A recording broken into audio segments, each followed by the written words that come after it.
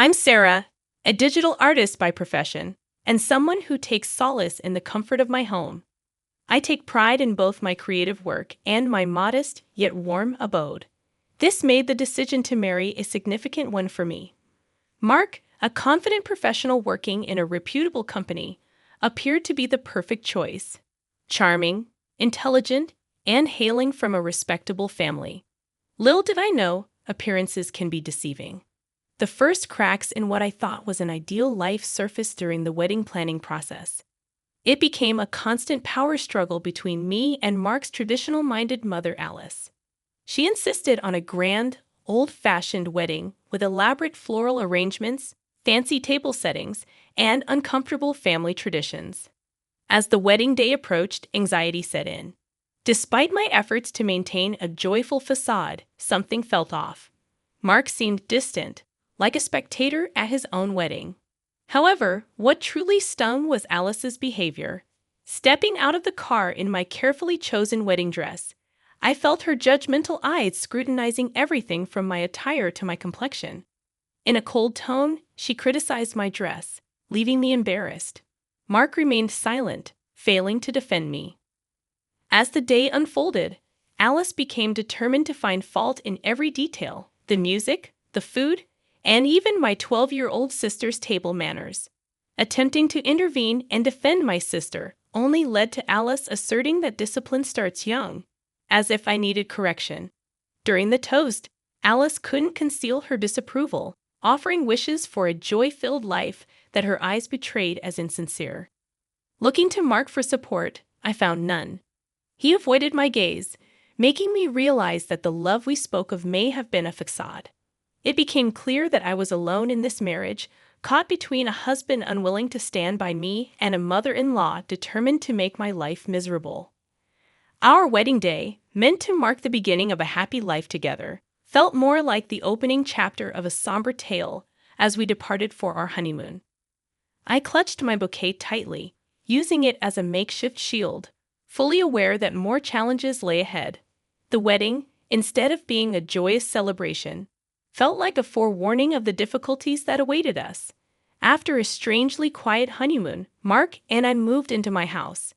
Initially excited about the prospect of married life filled with love and happiness, my optimism waned when I realized that Alice, Mark's mother, considered my home a territory she needed to control. Within a few weeks of our marriage, Alice started making unannounced visits, asserting herself as if she owned the place. Each visit was rife with criticism and passive-aggressive comments, turning my once peaceful home into a battleground. One evening, I eagerly prepared dinner using a new recipe I had found online, hoping to share it with Mark. However, when Alice saw it, she wrinkled her nose and insulted my cooking skills. Despite my attempts to explain, she mocked me, and to my dismay, Mark sided with her.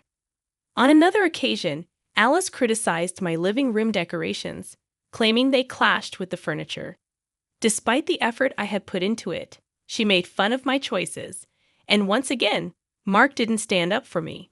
Instead, he suggested that I could use Alice's help next time, making me feel like my home was being taken over. The painful realization struck me that the man who promised to support me not only allowed this emotional harm, but also joined in. Feeling utterly alone, I couldn't comprehend the depth of the isolation I experienced. Both Mark and Alice seemed determined to disrupt the peace I had cherished in my home. Hoping for improvement, I longed for Mark's support, and I naively believed that Alice might grow tired of bitterness. However, my hopes were shattered when one evening, Alice arrived at our door with bags and boxes, declaring that she was moving in with us. Shocked, I questioned Mark about this decision, but he seemed fine with it. As Alice began unpacking, treating her move as a final decision, I pulled Mark aside, my hands shaking with a mix of anger and disbelief. I expressed to him that it simply couldn't happen. Our marriage was already strained, and Alice moving in would only exacerbate the situation. Mark sided with his mother, insisting that we needed to adjust to her presence. Frustrated, I questioned when he would adjust for me and stand up for our home and marriage. Mark avoided my gaze, claiming it would be rude to ask her to leave, and so, Alice moved in, plunging me deeper into my nightmare. Her relentless criticism extended to everything, from how I arranged the furniture to how I did the laundry, and even how I breathed. Mark remained silent, allowing her behavior to persist. Yet it wasn't just the constant nitpicking that wore me down. I stumbled upon a bag of prescription medications hidden in the kitchen one day, pills for anxiety, depression, and sleep disorders. When I confronted Alice about it, she became angry, asserting that I had no right to snoop around. Mark sided with her, claiming they were her private matters. It was a colossal betrayal, leaving me feeling numb. It became evident that Alice wasn't merely a difficult mother-in-law. She was akin to a predator, dismantling my defenses and seizing control of my life. Mark wasn't just distant or uninterested. He was part of the problem, contributing to the destruction of our marriage. In that moment, as I'd witnessed Alice's smug smile and Mark avoiding my gaze, I made a pivotal decision. I refused to be a passive spectator to this tragedy unfolding before me. It was time to take charge of my life, even if it meant distancing myself from those who were supposed to be my family. However, fate had another surprise in store for me, pushing me to finally put an end to the act my life had become. After Alice unexpectedly moved into my home, my life transformed into a never-ending nightmare. She scrutinized my every move, critiqued me for the smallest things, and her presence loomed over me like a dark cloud. Personal attacks became the norm, insulting my love, looks, intelligence, and even questioning my abilities as a spouse. One evening in the living room, Alice launched an attack on my career, or what she perceived as a lack thereof. According to her, a good wife should have a job, and she doubted I could do anything worthwhile. I defended myself, asserting that I did indeed have a job, and my income played a crucial role in our household. However, Alice remained unconvinced, questioning why we resided in my modest house instead of a grander one that reflected her son's dignity. Before I could respond, Mark, who had been absorbed in his phone, sided with his mother. He remarked that I could do more, and we could aspire to a better life.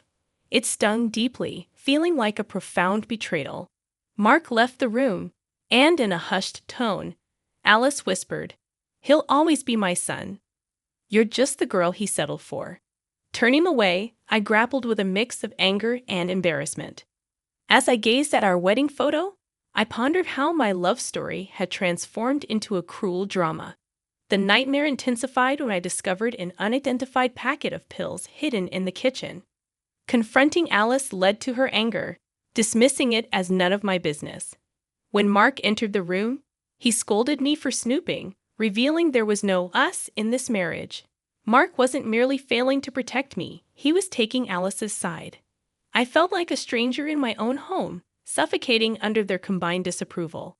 Yet their actions fueled my determination not to be broken. I would endure this nightmare. Then, an unexpected opportunity arose.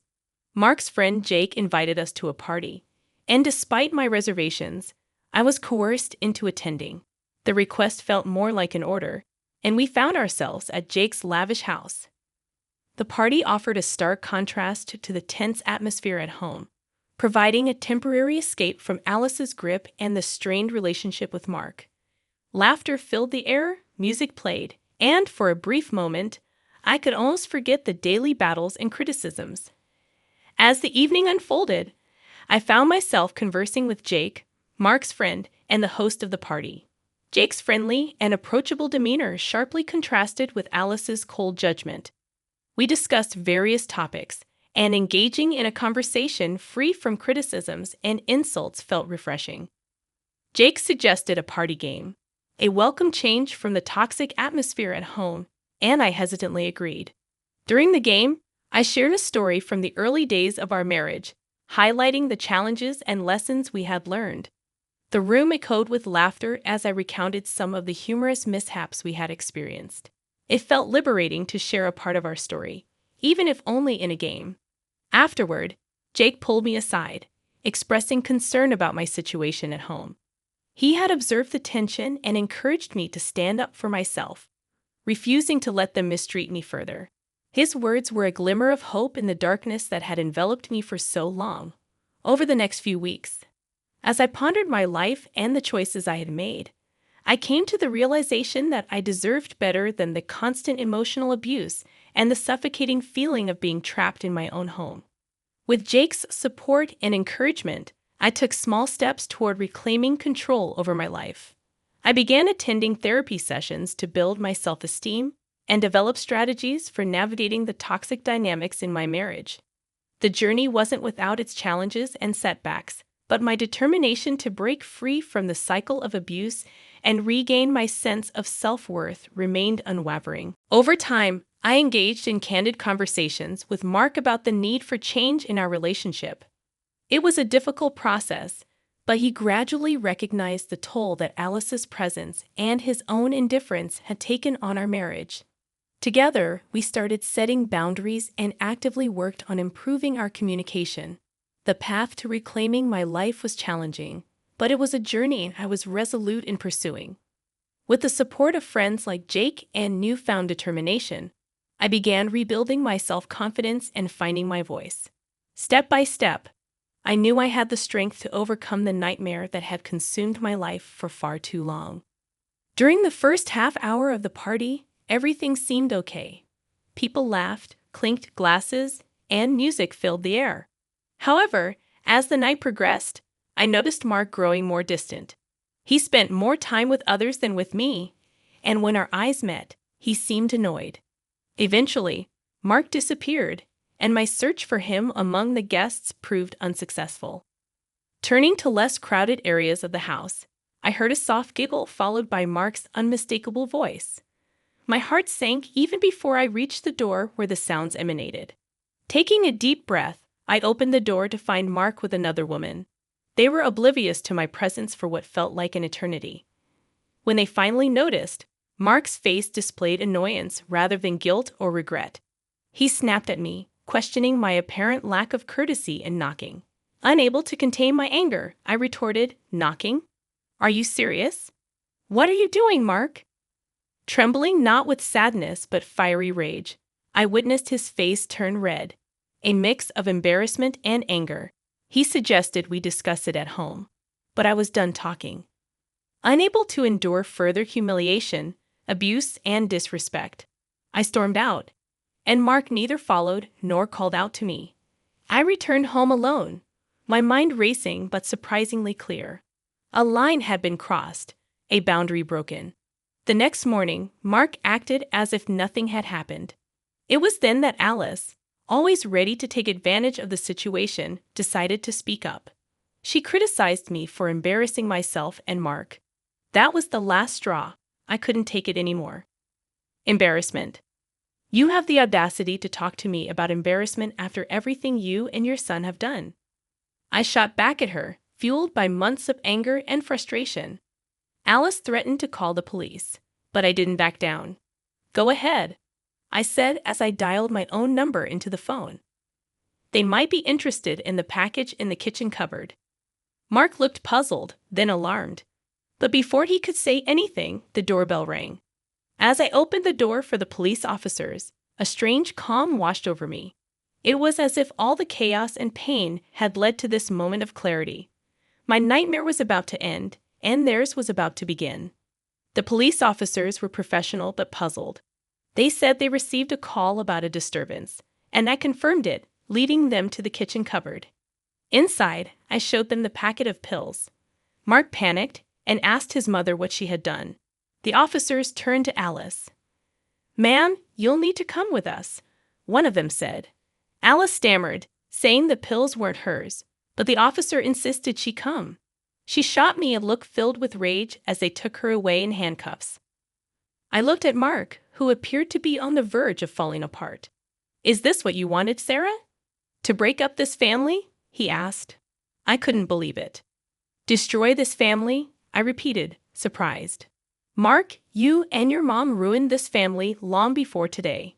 You cheated on me, belittled me, and let your mom mistreat me in my own home. The damage was your doing, not mine."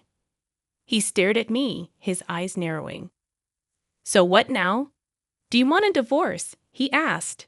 I replied firmly, "For the first time, Mark, it's not about what you or your mom want. It's about what I deserve, and yes, I deserve better than this fake marriage." Within weeks, we started divorce proceedings. It wasn't easy, but it was necessary. During the trial, both Mark and Alice faced consequences. Mark was revealed as someone who enabled his mom's behavior, and Alice received a 5-year prison sentence for having illegal substances. Sitting in the courtroom, I felt a mix of emotions. Victory, yes, but also a deep sadness for what our family could have been. Mark avoided my gaze, and I realized the man I had married was a stranger. But I was finally free. Leaving the courtroom, I walked into the sunlight and understood that this was not just an ending but also a new beginning. In the years that followed, I focused on rediscovering myself and healing. Though the scars remained, they reminded me of my own strength, resilience, and self-worth. The nightmare was over, and the lessons I learned would stay with me for life. I have faced the worst and survived, emerging as a woman who would never again settle for anything less than what she deserved.